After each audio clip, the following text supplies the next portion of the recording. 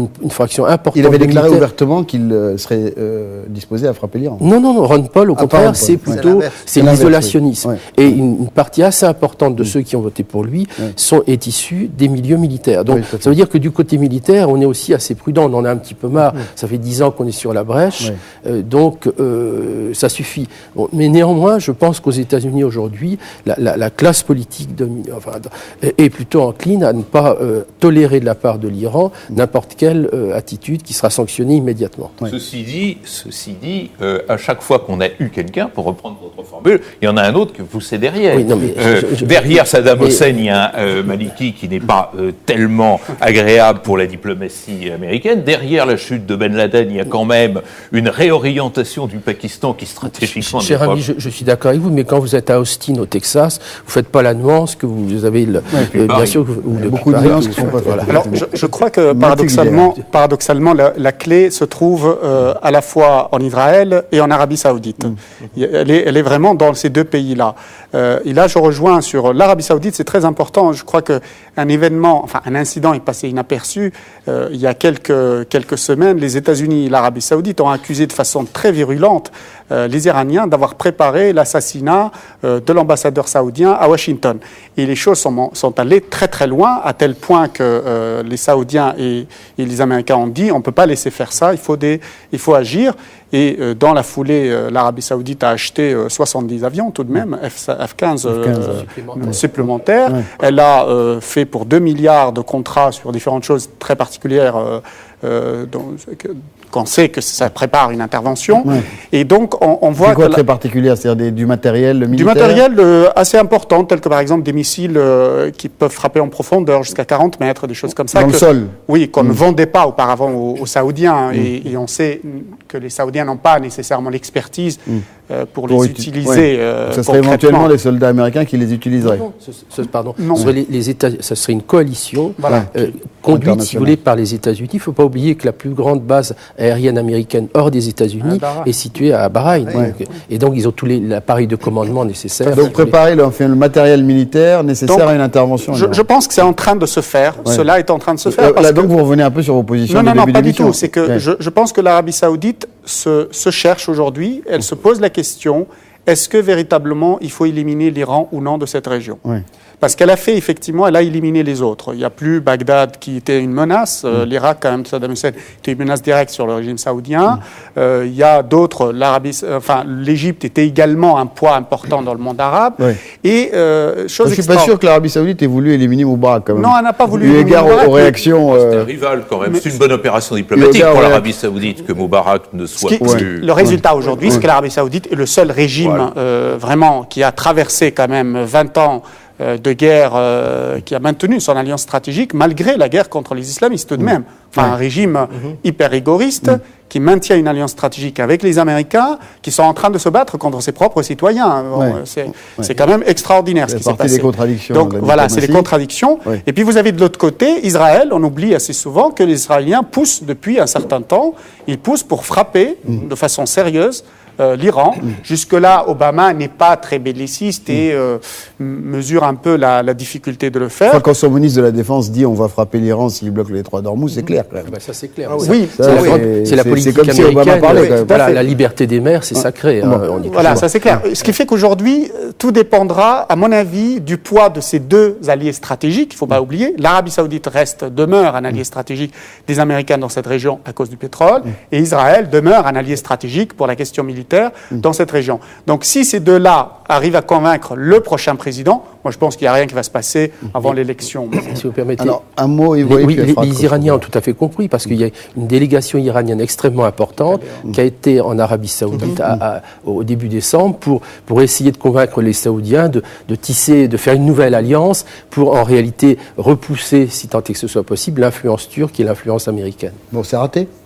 On attend, mais a priori, ça ne devrait pas fonctionner. Ça ne devrait pas aboutir.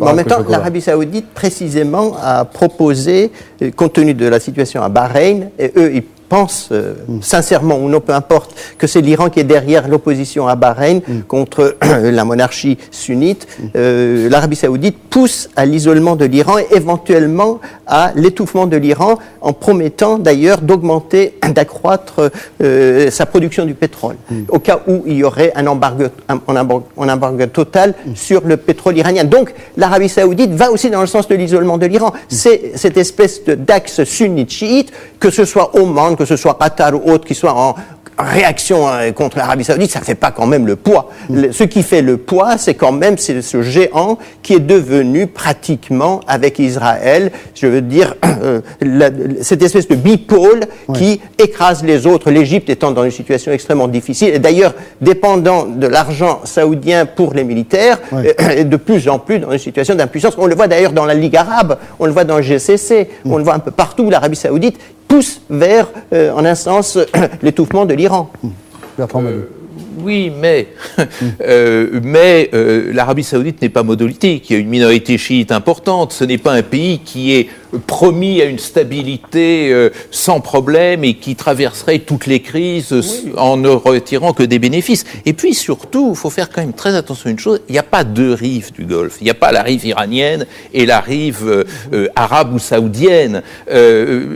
J'évoquais Oman tout à l'heure. On peut prendre un autre État, qui sont les Émirats arabes unis, qui est en train de casser l'embargo financier ou le projet d'embargo financier sur les avoirs iraniens, Dubaï, parce que Dubaï accueille très volontiers les avoirs financiers iraniens qui compensent le manque à gagner que la crise financière mondiale a provoqué sur la place financière de Dubaï.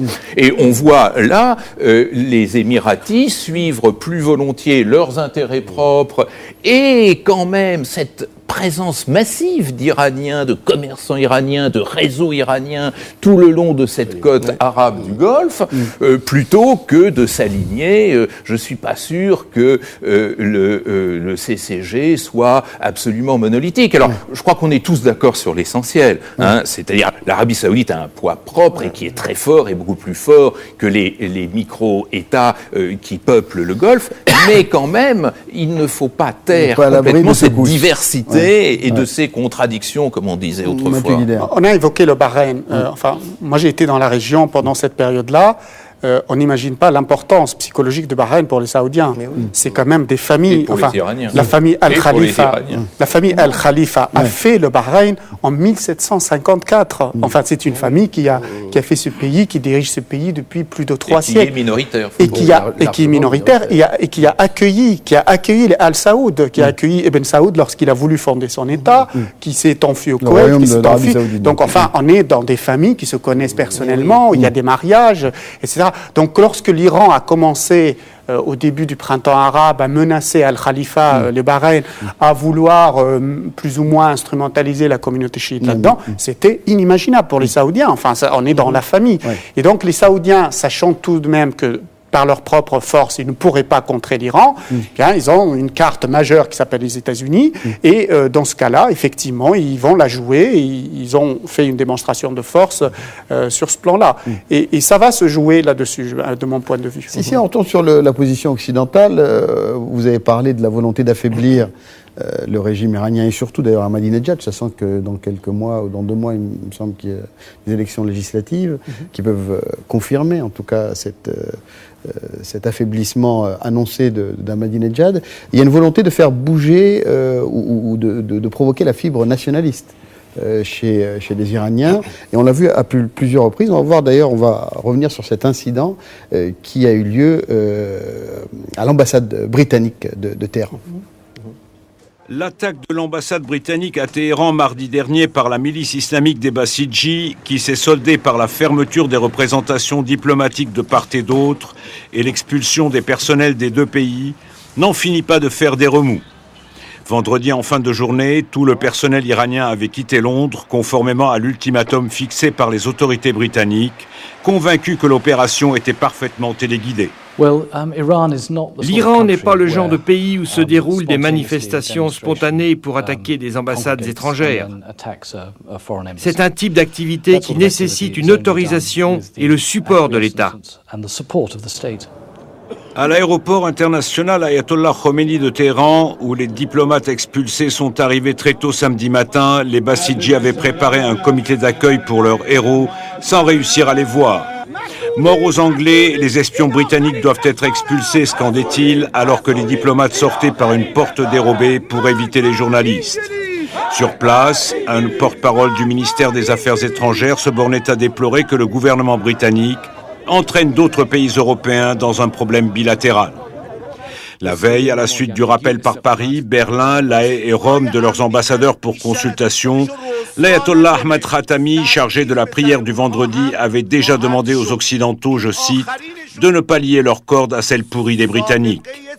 Responsable de l'Assemblée des experts, il en avait profité pour saluer une leçon infligée aux Anglais, qui en avaient bien besoin selon lui. L'attaque de l'ambassade a en tout cas semé la confusion à Téhéran.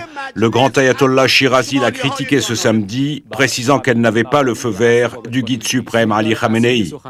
Mathieu Guidère, vous parliez de la nécessité de comprendre la rhétorique iranienne, que parfois il y avait un décalage de compréhension de la part de certains pays occidentaux. Là, c'est quand même limpide. Qu'est-ce qu'on n'a pas compris dans ce qu'on vient de voir? Alors là, ce qu'on n'a pas compris, c'est que c'est un religieux qui parle. Ouais. Et les gens oublient ce qu'est un religieux qui fait de la politique. C'est très particulier. Ouais. Parce que un Ils religieux oublient, qui fait... ça les dérange. Non, mais surtout. c'est unique dans le monde musulman. Ouais. Il ne faut pas l'oublier. C'est une théocratie. Ça n'existe nulle part ailleurs. Même chez les Saoudiens, ce ne sont pas des religieux qui dirigent la politique. Ce sont des politiques qui instrumentalisent le religieux, mais ce ne sont pas des religieux, des barbus qui parlent à la tête de l'État en tant que politique. Ça, c'est une différence majeure avec le monde sunnite, le monde musulman sunnite. Et lorsqu'un religieux parle de cette nature-là, il parle à Dieu, il parle au nom de Dieu.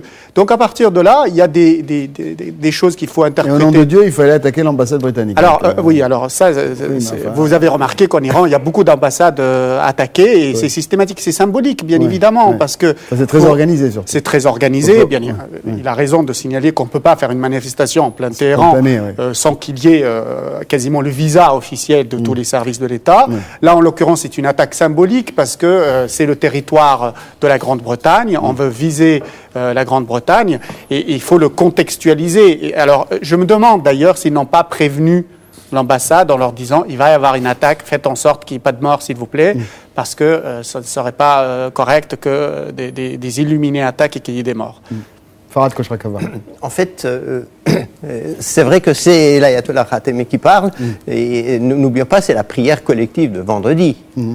C'est des gens pro-régime, puisque même Rafsanjani a été interdit de participer à la prière collective de vendredi, mais il parle en tant que l'imam de prière de vendredi. Oui, mais en même temps comme un leader politique aussi, c'est-à-dire qu'il y a quand même une volonté d'expliquer une position iranienne, d'exacerber le sentiment nationaliste. Il demande aux autres occidentaux de ne pas suivre la trajectoire de la Grande-Bretagne et surtout de ne pas rompre les relations diplomatiques. Mais par-delà ce phénomène, apparemment, et là évidemment avec tous les mais et tous les caveats, comme disent les anglo-saxons, il y a un phénomène de règlement de compte.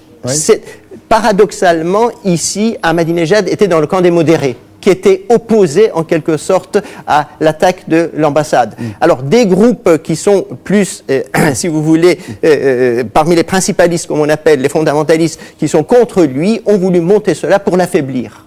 Et effectivement, ils ont réussi en partie parce qu'ils l'ont mis dans une situation défensive. Ils ne pouvaient pas les dénoncer, mais en même temps, ils n'étaient pas d'accord. Et c'est donc un règlement de compte, une façon, en un sens, de régler les relations entre Ahmadinejad et les autres groupes qui lui sont opposés. D'ailleurs, je pense que on va vers cela. Tout est fait pour neutraliser Ahmadinejad, pour le rendre inoffensif et même, à la limite, supprimer ce qu'on appelle les élections présidentielles et le remplacer par une sorte de choix par le Parlement, si vous voulez, du futur président de la République. Bertrand Badi. Oui, moi je suis tout à fait d'accord avec ce que Farhad vient de dire. Je voudrais ajouter peut-être 3 petites choses. La première, c'est que l'ambassade, ce qu'on dit rarement, c'est que l'ambassade de Grande-Bretagne en Iran est un symbole très particulier. L'ambassade de Grande-Bretagne à Téhéran a été associée à toutes les révolutions iraniennes, et notamment la grande révolution de 1906, qui a été la révolution constitutionnelle, qui a en quelque sorte lancé l'Iran moderne, et où cette place était en quelque sorte le cœur de la mobilisation. Donc, dans l'imaginaire iranien, cette ambassade n'était pas n'importe laquelle, et dans les décryptages qu'il convient de donner, c'est un élément important. Deuxième élément, c'est que ce décryptage, il n'est pas utilisé comme ça uniquement à des fins mémorielles, il est utilisé aussi à des fins stratégiques, et la fin stratégique, c'est effectivement de mobiliser le nationalisme. Ce qui d'ailleurs est un beau paradoxe dans l'histoire iranienne, puisque cette révolution islamiste en Iran s'était fait contre l'idée de nation. Khomeini avait explicitement dit en 1979 qu'il n'y avait pas de nation, qu'il n'y avait que l'islam, etc. Et on voit effectivement ce nationalisme iranien monter en force à mesure, justement, que l'Iran s'accomplit dans cette diplomatie contestataire dont on parlait tout à l'heure. Et cela m'amène à un troisième point, c'est que je crois que le regard froid des Occidentaux a du mal à intégrer ce paramètre, c'est-à-dire à voir combien les effets de mobilisation et les effets de représentation vont beaucoup plus loin que les rapports de force classiques.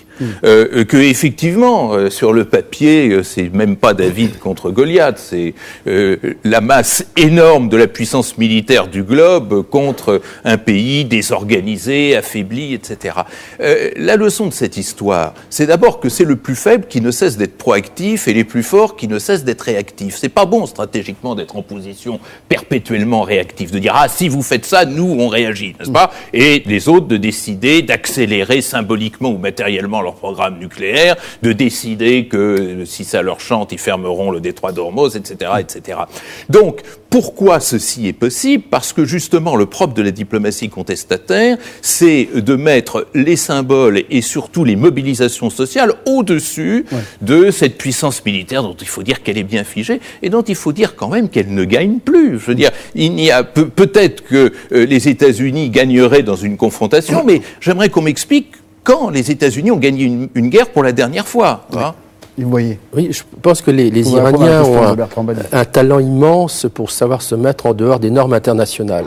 Menace concernant le détroit d'Ormuz, attaque de l'ambassade britannique, est contraire à tous les principes du droit international. Donc ils ont l'art, si je puis dire, pour vraiment transgresser toutes les règles en la matière. Alors, et de ne pas subir complètement les sanctions qui sont imposées. Oui, mais alors quand ils disent finalement aux Européens, ne suivez pas la Grande-Bretagne.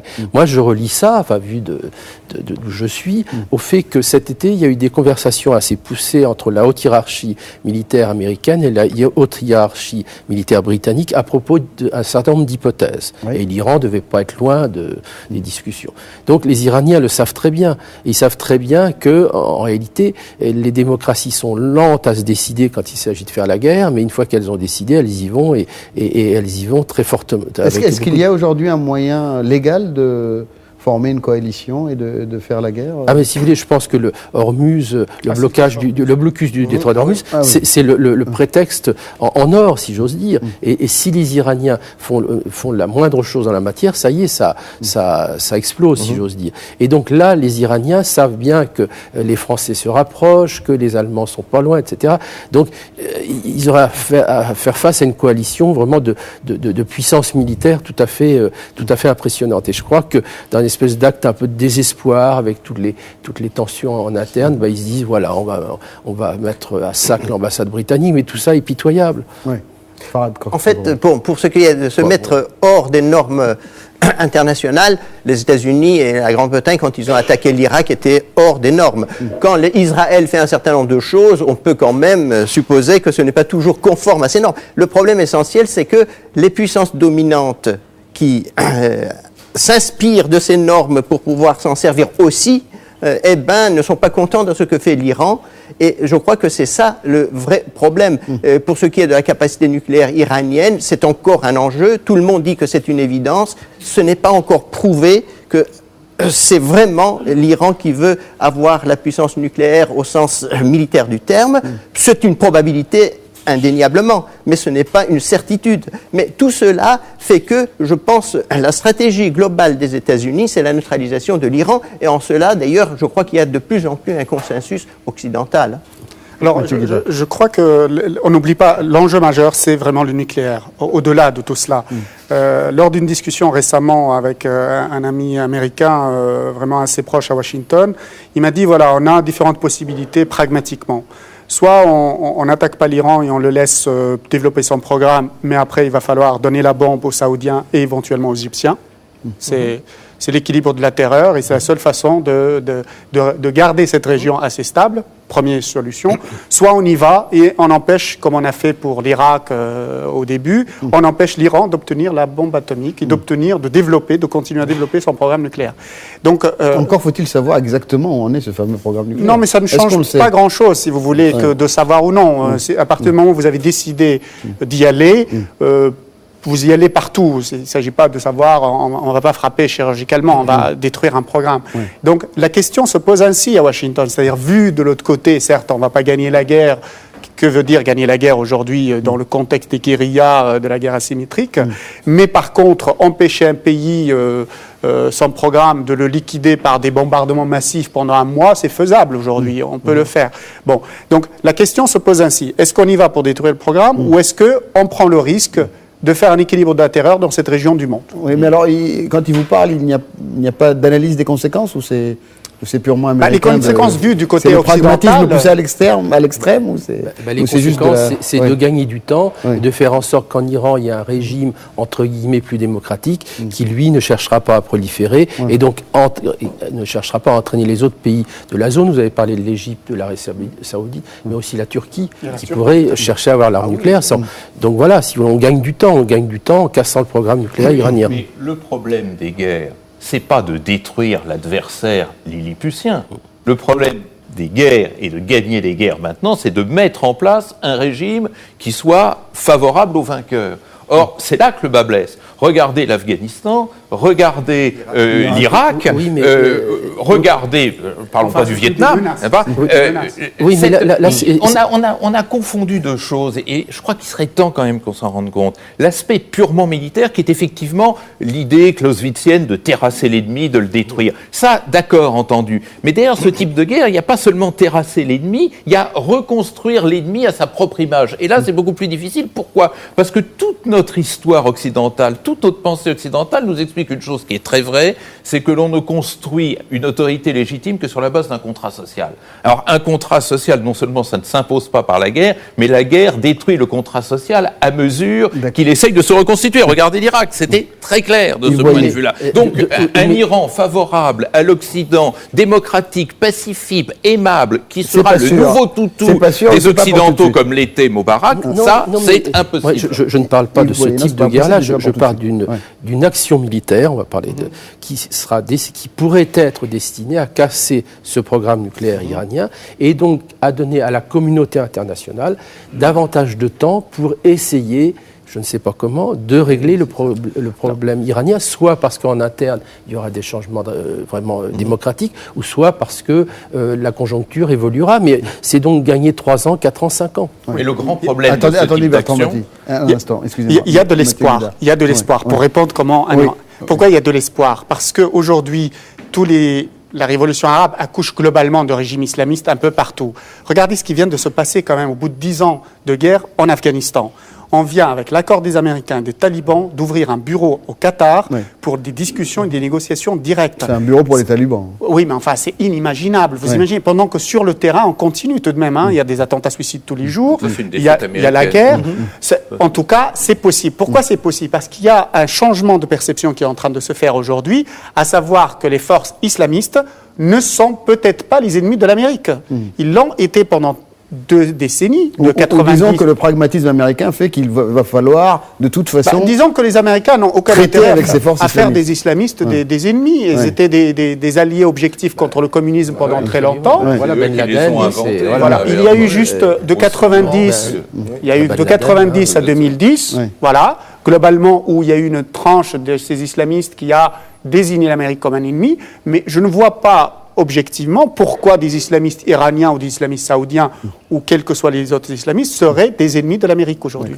Un dernier mot. Oui. En fait, islamistes, je veux dire, Ennahda par exemple a maintenant la majorité en Tunisie. C'est pas des islamistes au sens où on l'a entendu. Il s'agit des gens qui essayer de faire quelque chose comme la Turquie, c'est-à-dire violent, voilà, c'est vraiment AKP. Je veux dire, ils veulent avoir le modèle. Le roi du Maroc est islamiste, de toute façon. Voilà, mais ça ne veut pas dire que c'est la reproduction des modèles anciens. C'est plutôt le modèle turc qu'ils essaient de mettre en place. Donc, islamiste, oui, mais en même temps, islamiste qui n'est pas nécessairement antidémocratique. Et c'est même une ouverture vers la démocratie. Et c'est pour cette raison que je pense, d'ailleurs, l'un des échecs majeurs de l'Iran avec le printemps arabe, c'est que son modèle n'a été vraiment pris en compte nulle part dans le monde arabe. C'est le modèle turc. Oui. Et ça aussi, ça montre ô combien il y a un isolement. Si vous voulez, l'homme de la rue, avant, était pro-Ahmadinejad, était pro la République islamique, parce que c'était contre Israël, c'était contre les États-Unis. Maintenant, c'est plus le cas. Cette question peut jouer un rôle en politique intérieure en France avant les élections présidentielles et également aux États-Unis, et le fait d'être ferme, d'unir aussi la nation contre un ennemi identifié. C'est certain qu'aux États-Unis, ça peut jouer un rôle. Encore que, comme je l'ai dit tout à l'heure, du côté des forces armées, on est plutôt enclin à dire arrêtons, ça suffit. Oui. Mais avec quand même un secrétaire à la Défense qui dit nous sommes prêts à... Ah ben non, mais ça c'est son métier, c'est son rôle. Si les États-Unis sont menacés, le rôle du secrétaire d'État, c'est de dire oui, nous sommes prêts. En France, je ne sais pas. Mais pour revenir sur ce que vous disiez, la démocratie, c'est aussi le droit des femmes. Oui. Et donc, pour voir si les régimes en place sont vraiment démocratiques, attendons de voir un petit peu le statut, la place qui sera faite aux femmes dans ces régimes. Bertrand Badi ? Oui, moi je pense qu'il y a un aspect qui est oublié, c'est que peut-être que le conflit afghan va se terminer par chaos américain et installation des talibans soudain découverts, vrais amis des États-Unis. C'est possible. Je crois qu'effectivement, il y a une ligne là, mais qui n'est pas véritablement un succès diplomatique ni politique pour les États-Unis. Ce qu'il faut voir, c'est que les interventions de cette nature, ça a un prix. Alors ça a un prix économique énorme. Je ne suis pas sûr que l'économie américaine puisse indéfiniment dépenser des milliards de dollars des milliers de milliards de dollars pour réaliser ces opérations. C'est peut-être ça le début de la fin. Et l'autre élément, c'est qu'à chaque fois, on a le droit à 10 ans de guerre civile. Ouais. Est-ce que c'est un prix raisonnable ? On va s'arrêter là, je suis désolé. On se retrouvera pour continuer à débattre de cette question.